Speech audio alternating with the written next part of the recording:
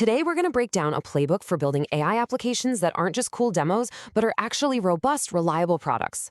We're going to get into how you go from just a simple idea all the way to production-grade AI, using a framework that was literally built on the front lines. Okay, so this is where everything changed. I mean, look at this. The jump from GPT 3.5 to GPT 4 wasn't a small step. It was a quantum leap. On the uniform bar exam, a test it had never seen before, GPT 3.5 was in the bottom 10th percentile, a total failure. But then GPT 4 comes along and scores in the 90th. That one leap meant that for the very first time, AI could handle really complex professional tasks. It made a whole new world of applications possible. But this incredible new power, it created a huge new challenge. How do you actually harness it reliably? Well, the answer is this proven 5-part playbook. We're going to cover everything from the high-level strategy to the real nitty-gritty of prompt iteration and some pro-level engineering tricks.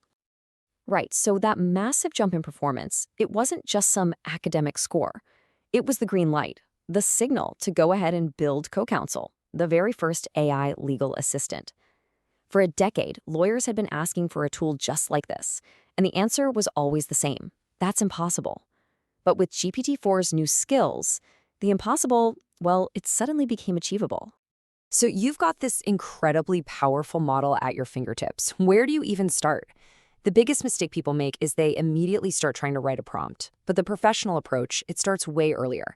It starts with a 3-step framework that's all about the end goal, not the AI itself. First, you have to obsessively define the perfect user experience. What does success actually look like for the person using your tool? Second, you ask this really crucial question: how would the absolute best human expert on the planet do this exact same task? And third, you break down that expert's process into tiny, separate micro-steps. Each one of those steps, that's going to become either a line of code or a prompt. To make this a little more concrete, let's just stick with the CoCounsel example, specifically its legal research tool. So what does that expert process really look like? If you went to the world's best legal researcher and asked them to solve a case, what would they actually do? What's so fascinating here is the hidden complexity it reveals. An expert doesn't just type one thing into a search bar. No way. First, they clarify the question to make sure they understand it. Then, they brainstorm dozens, maybe 50 or more, different search queries to attack the problem from every possible angle. They read everything, every single page of every result, and only then do they synthesize all of that into a coherent answer. That detailed process right there, that is the architecture for your AI application. All right, so you've got your micro steps. Let's say one of them is formulate a good search query. Now comes the hardest part. This is the part where most people just fail. How do you make a single prompt for that one little step work reliably every single time?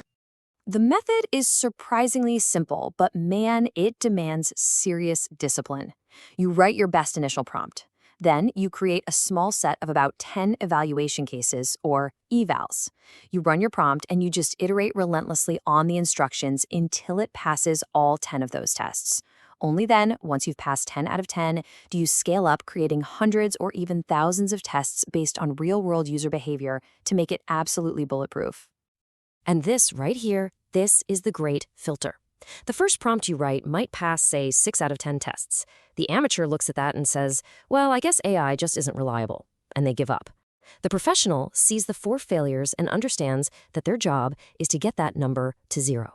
Pushing through from 60% all the way to 100%, that's what separates a cool demo from a real product. And that's the crucial point. There is no magic formula for the perfect prompt. The secret is an obsessive, relentless commitment to iteration.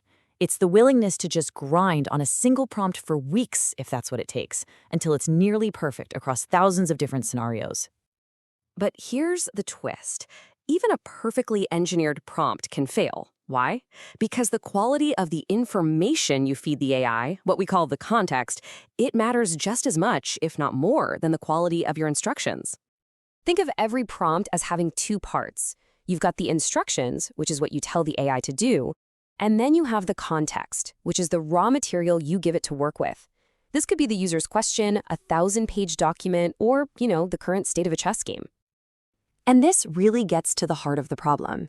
If you tell an AI to summarize a document, but you give it a messy, unreadable scan that's full of gibberish, you can't blame the AI for a bad summary.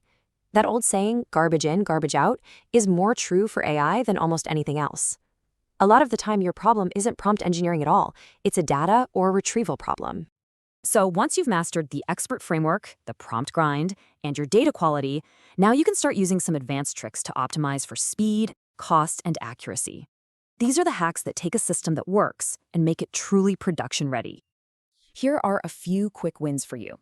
For fast classification tasks, force the AI to output just a single word, like true or false. It is incredibly fast. For easier automated testing, have the AI give a numeric score before it gives its written explanation. And this one's super important, always favor breaking a complex job into multiple simple prompts instead of one giant complicated one. Simpler tasks just fail less often. And for the ultimate level of reliability on a specific repetitive task, you can use a technique called reinforcement fine-tuning. Now, unlike old methods that required thousands of examples, this allows you to create a highly specialized expert model for each little microstep in your process, using as few as 50 examples. This can just dramatically improve your accuracy and consistency. And remember, there's no rule that says you have to use one model for everything. Smart engineering means using a portfolio of models. Use the most powerful, most expensive models for the heavy-duty, complex reasoning. But for simpler tasks like routing or classification, switch to smaller, cheaper, and faster models. This saves a ton of money without sacrificing quality where it really counts. So the key takeaway here is this. Building a powerful, reliable AI application, it's not some mystical art. It's not about finding some secret magic prompt. It is a discipline, a rigorous process of design, engineering, testing, and just relentless iteration. The power of these models is here. It's ready to be used. But to truly harness it, you need a system and a commitment to engineering excellence.